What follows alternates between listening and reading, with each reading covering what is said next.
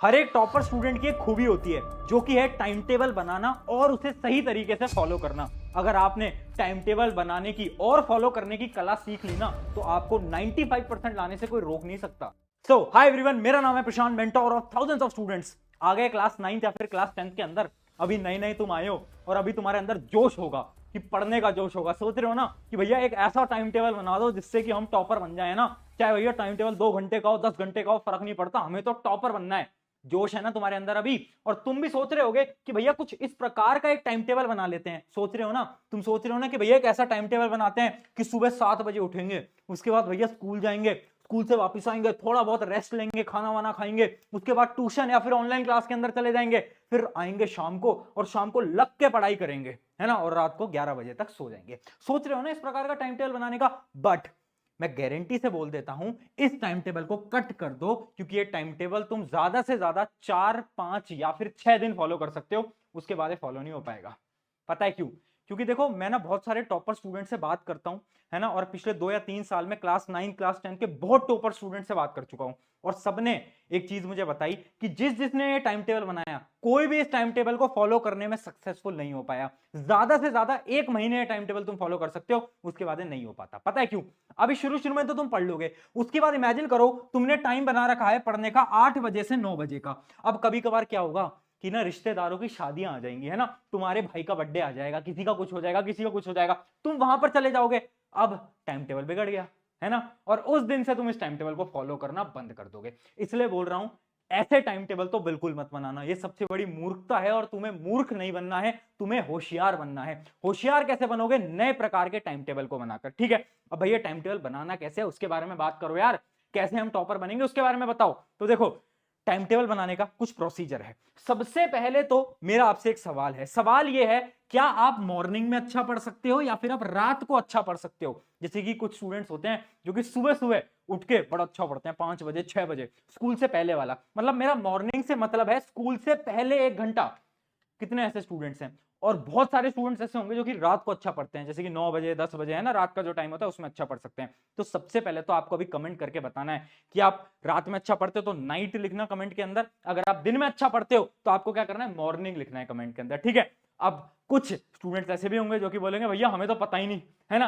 अरे तुझे इसलिए नहीं पता क्योंकि तुमने अभी तक ढंग से पढ़ाई करना स्टार्ट ही नहीं किया है। तो सबसे पहली चीज है कि तुम यार पढ़ना स्टार्ट करो, है ना। जब पढ़ना स्टार्ट करोगे तो तुम्हें पता चलेगा तुम रात को अच्छा पढ़ते हो या फिर दिन में अच्छा पढ़ते हो। ठीक है, तो सबसे पहला स्टेप तो यह है, आपको ये पता करना पड़ेगा कि आप सुबह अच्छा पढ़ते हो या फिर रात को अच्छा पढ़ते हो। ठीक है, मैं आपको बता देता हूं, सिर्फ 20 या 30% ऐसे बच्चे हैं जो कि आज के समय पर सुबह अच्छा पढ़ते हैं, जबकि 80% स्टूडेंट्स होंगे जो कि रात को अच्छा पढ़ते हैं। मैं स्टूडेंट से कनेक्टेड रहता हूं तो मुझे इतना बहुत पता है। ठीक है, आगे बात करते हैं। अब आती है स्ट्रैटेजी कि टाइम टेबल बनाना कैसे। भैया आपने वो टाइम टेबल तो हमें बनाने को मना कर दिया, अब हम कैसे बनाए टाइम टेबल? तो देखो, आपको क्या करना है, आपको 2 टाइम्स को डिवाइड करना है। एक होता है प्रोडक्टिव टाइम। प्रोडक्टिव टाइम क्या होता है? वो टाइम जब आपका फोकस बहुत ज्यादा हाई होता है। जैसे कि वो जो अभी हमारे सुबह पढ़ने वाले बच्चे हैं ना, स्कूल जाने से पहले का जो 1 घंटा होता है उसमें उनका फोकस बहुत हाई होता है ना। और जो रात को पढ़ते हैं उनका जो रात का टाइम होता है 8 बजे 9 बजे 10 बजे, वो वाला जो टाइम होता है वो उनके लिए क्या होता है? प्रोडक्टिव टाइम होता है।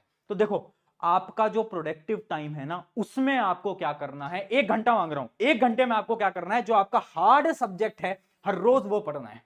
जैसे कि आपके कोई वीक सब्जेक्ट होंगे, कुछ बच्चों को मैथ पसंद नहीं होगी, कुछ बच्चों को एसएसटी पसंद नहीं होगी, किसी को साइंस पसंद नहीं होगी, है ना। वैसे साइंस मुझसे पढ़ रहे हो तो साइंस तो पसंद आ जाएगी, बट अगर पसंद नहीं है तो वो जो 1 घंटा है ना, उस 1 घंटे में क्या करो, आप हार्ड सब्जेक्ट पढ़ो। समझ गए? Productive time. अभी पूरा टाइम टेबल बनाकर दूंगा, टेंशन मत लो। दूसरी चीज, अनप्रोडक्टिव टाइम। अनप्रोडक्टिव टाइम कौन सा होता है? ये वो टाइम होता है रात को सोने से पहले का 1 घंटा। जैसे कि इमेजिन करो आप 11 बजे सोते हो, तो 10 से 11 वाला टाइम याद करो।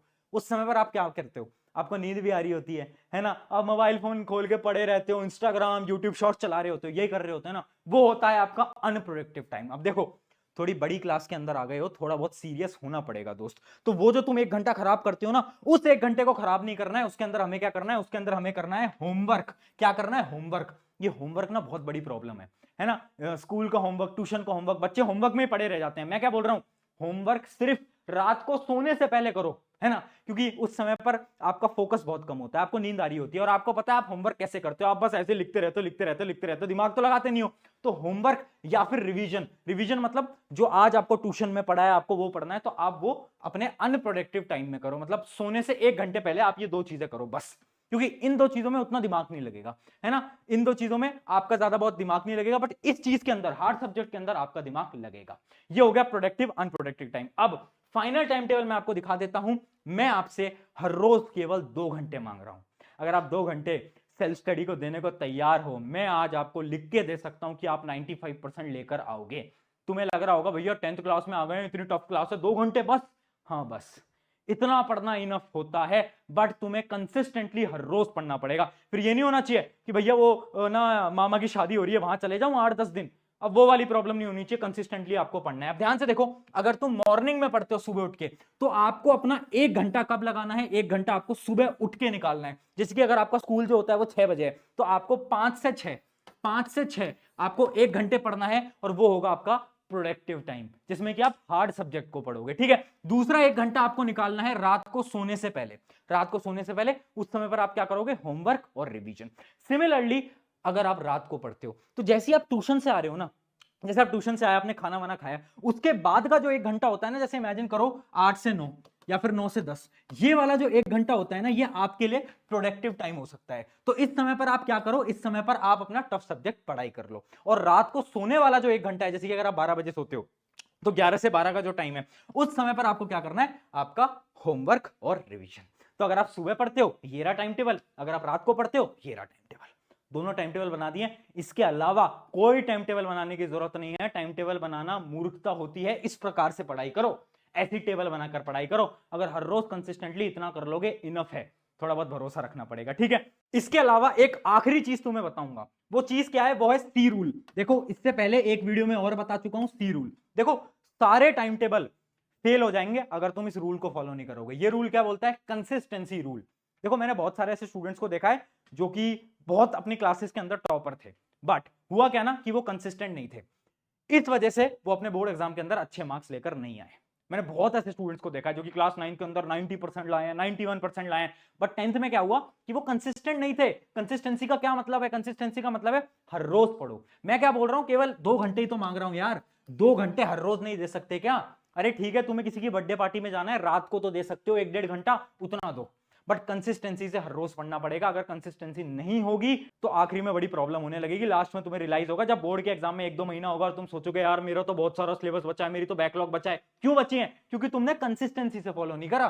तो याद रखना, सारे टाइम टेबल फॉलो करने के लिए, चाहे कोई भी टाइम टेबल हो, तुम्हें कंसिस्टेंट रहना पड़ेगा। तो खुद से एक वादा कर लो कि yes, I will follow consistency. Consistency बहुत इंपॉर्टेंट है, और इसी से ही आप अपने टाइम टेबल को फॉलो करके आ पाओगे। ऑन दिस नोट, शुक्रिया एवरीवन, एंड याद रखना, अभी क्लास 9th में आए हो, कुछ लोग अभी क्लास 10th के अंदर आए हैं, डरना नहीं है, घबराना नहीं है, बहुत सिंपल क्लास है, आराम से निकल जाएगी, है ना। और प्रशांत भैया तो साथ हैं, तो टेंशन नहीं लेनी। और कमेंट करके बताना तुम रात को अच्छे से पढ़ते हो, दिन में अच्छे से पढ़ते हो। ऑन दिस नोट, शुक्रिया एवरीवन, मेरा नाम है प्रशांत, मिलते हैं नेक्स्ट वीडियो के अंदर। Take care.